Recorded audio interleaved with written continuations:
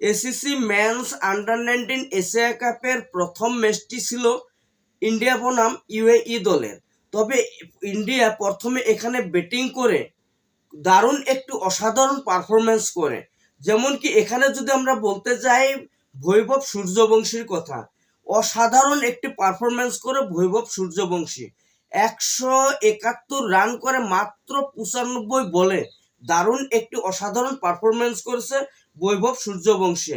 এখানে দেখা গেল যে বৈভব সূর্যবংশী 9টি 4 এবং 14টি ছক্কা হাঁকিয়েছে। দারুণ একটি অসাধারণ পারফরমেন্স করেছে বৈভব সূর্যবংশী। তবে দ্বিতীয়তে দেখা গেল যে আরন জর্জ 69 রান করেছে 73 বলে, 7টি 4 এবং একটি ছক্কা হাঁকিয়েছে। তৃতীয়তে দেখা গেল যে বিহান মালহোত্রা 69 রান করেছে 55 বলে, 7টি 4 এবং একটি ছক্কা হাঁকিয়েছে।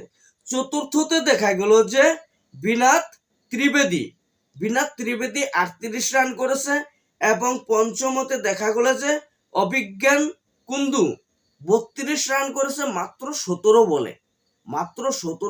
32 রান করেছে, 3টি 4 এবং একটি ছক্কা গেছে।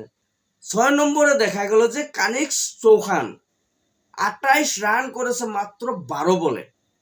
28 রান করে, একটি 4 এবং 3টি ছক্কা হাঁকায়। খুব সুন্দর পারফরমেন্স করেছে 6টা ব্যাটসম্যান।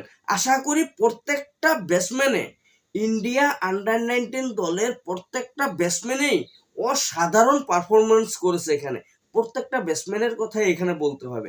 তবে দেখা গেল যে ইন্ডিয়া আন্ডার-19 দলে 433 রান করে 6 উইকেট হারিয়ে অসাধারণ একটি পারফরমেন্স করে। এবং বৈভব সূর্যবংশীর কথা তো তোমাদেরকে বলেই দিলাম, অসাধারণ একটি পারফরমেন্স করে 434 রানের টার্গেট দেয় ইউএই দলকে। তবে ইউএই দল এই 434 রানের টার্গেটটাকে তাড়া করতে এসে দেখা গেল যে মাত্র 199 রান করে 7 উইকেট হারিয়ে, মানে 234 রানে ইন্ডিয়া আন্ডার-19 দলটি জিতে যায়। দারুণ একটি অসাধারণ পারফরমেন্স করে ইন্ডিয়া আন্ডার-19 দলে এসিসি মেন্স ওডিআই এশিয়া কাপে। তবে এই ম্যাচটি তোমাদের কাছে কেমন লেগেছে অবশ্যই কমেন্ট করে যাবে, কারণ এই ম্যাচটি এমন একটি ম্যাচ অসাধারণ পারফরমেন্স করেছে বৈভব সূর্যবংশীকে। আমার মনে হয় যে আমাদের যেটা ইন্ডিয়ার মেন দল, এই দলে অবশ্যই সুযোগ দেওয়াটা খুবই প্রয়োজন। কারণ আমাদের মেন ইন্ডিয়ার দলটা প্রত্যেকটা প্লেয়ারে দেখা যাচ্ছে যে খুবই খারাপ খেলছে।